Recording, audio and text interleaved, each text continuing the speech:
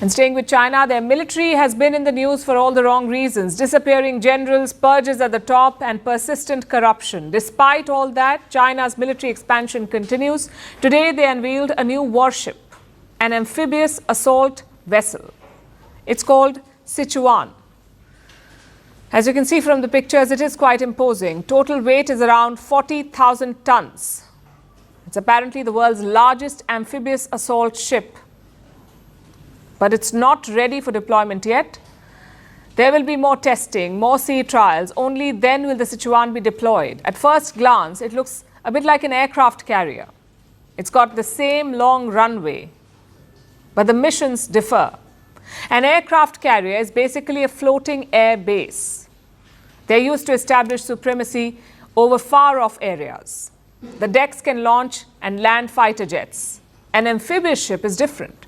Its main purpose is to transport troops. Say the Chinese want to land soldiers in Taiwan, then aircraft carriers are of no use. They need amphibious assault vessels for this. Conventional ones can only launch helicopters and landing craft. They cannot launch fighter jets. But China's Sichuan can do both. It is fitted with an electromagnetic catapult, which means that it can launch and land fighter jets. So all in all, it's a very impressive ship. But Beijing could have something even more impressive up its sleeve.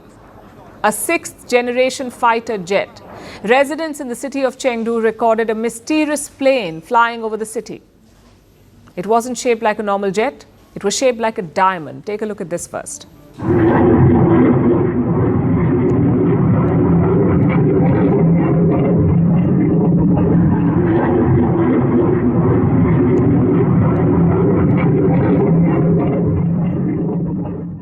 In China, nothing is accidental. Chances are this eyewitness video was choreographed. It was released yesterday, which was also the birthday of Mao Zedong. So experts believe that it could be intentional. And the fighter jet? Reports say it could be the J-36, a sixth-generation fighter jet made by China. We're talking about cutting-edge technology. They have enhanced stealth modes. They can endure higher speeds, they can operate at higher altitudes, and they have extended range, meaning you can strike distant targets without refueling. That's something that's not possible so far. The current cream of jets are fifth generation. Like America's F-35 and Russia's Sukhoi Su-57, they're often accompanied by tankers or carriers.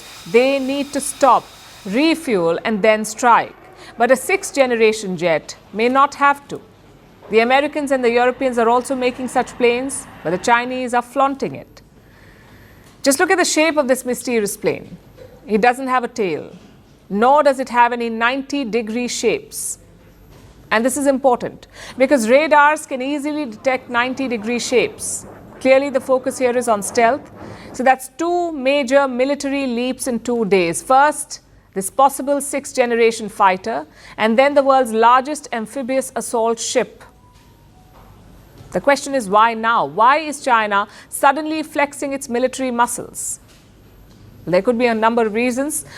One is to fight the perception. Xi Jinping's military purges have dominated headlines. Many experts have questioned its impact on China's military modernization. If you keep firing people, can you get work done? If there is so much corruption, can you build good weapons? Well, China says, yes, you can. Second, the South China Sea is heating up. Beijing aggressively pursued its claim this year, but it has also faced pushbacks. For instance, we saw multiple standoffs with the Philippines. Plus, Donald Trump will take charge next year. In his first term, Trump focused heavily on the South China Sea. He increased U.S. patrols to record highs. U.S. allies are doing the same. Australia is investing more than $7 billion in its navy. The plan is to double its fleet size. Some 11 frigates and 6 large ships are being built. So China will also want to be ready. And third, this has always been Beijing's long-term plan to overcome America's military edge. In pure numbers, they've already done it. China has around 234 warships. The US has only 219. But the quality is very different. The US Navy has 11 nuclear-powered aircraft carriers. They don't have to stop and refuel. They can be deployed for extended periods in far-off waters. China does not have a single nuclear carrier, so Beijing's long-term plan is to project power beyond its region, to achieve superiority over the US military. But as always, quality remains the concern. None of China's new weapons are battle-tested. Their navy is not used to distant deployments, and they haven't fought a war in almost 45 years. So if the shooting starts, will China's shiny new toys survive? Well, that remains the biggest question.